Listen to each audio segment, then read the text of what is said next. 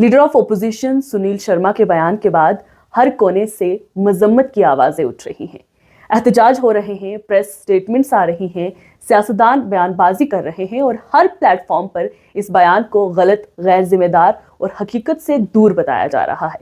लेकिन हैरानी बल्कि अफसोस की बात यह है कि जिस पीर पंजाल पर ये मजम्मती रिमार्क्स दिए गए हैं, जिनके लोगों के सेंटिमेंट्स को सीधा चोट पहुंची है, वहां के बीजेपी लीडर्स ने अजीब सी चुप्पी साध रखी है।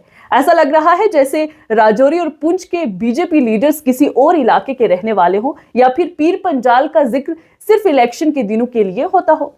सवाल ये नहीं कि बयान गलत था या नहीं, सवाल ये है कि आखिर ये खामोशी क्यों है। इस पूरे मामले में सबसे ज्यादा तशवीशनाक पहलू बीजेपी के वो लीडरान हैं जो खुद राजौरी और पुंछ इलेक्शन लड़े। वो बात अलग है कि जीत दर्ज नहीं कर पाए, लेकिन इसका ये मतलब नहीं हो सकता कि वो जीते नहीं तो नुमाइंदे भी नहीं रहे।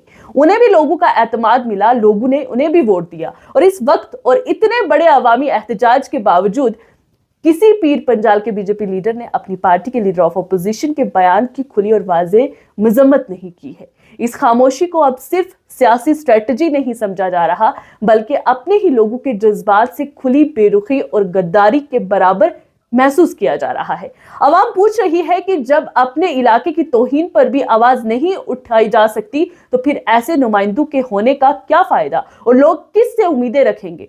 देखें तो पीर पंजाल का ये मामला अगर सिर्फ एक बयान तक महदूद होता तो शायद बात यही खत्म हो जाती, लेकिन ये खित्ता सालों से सरकारी लापरवाही और गैर मुनासिब पॉलिसी प्लानिंग का बोझ उठाता आ रहा है। इंफ्रास्ट्रक्चर आज भी कमजोर है, जिसकी बार बार मैं बात करती हूँ। सड़कों की हालत रिव्यू में रहती है, टनल प्रोजेक्ट्स हर सरकार के साथ सिर्फ फाइल्स में आगे बढ़ते रहते हैं और ट्रांसपोर्ट फैसिलिटीज इस तरह की हैं जैसे पीर पंजाल कोई टेम्परेरी सेटलमेंट हो। हर मौसम में ये इलाका आइसोलेशन का शिकार रहता है और आज बीजेपी के पीर पंजाल से नुमाइंदों की खामोशी को सियासी मजबूरी कहकर नहीं छोड़ा जा सकता है।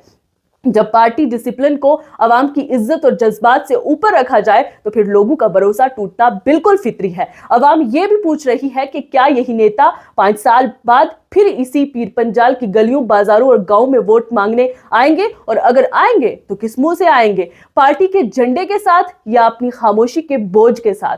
अगर देखें तो इस पूरे तनाजुर में सिर्फ ओपोजिशन ही नहीं बल्कि मौजूदा और गुज़श्ता इलेक्टेड गवर्नमेंट्स भी बराबर की जिम्मेदार, बराबर की शरीक है, क्योंकि पीर पंजाल के लिए आज तक कोई मुकम्मल वाज़ेह और long term regional development policy तैयार ही नहीं की गई है।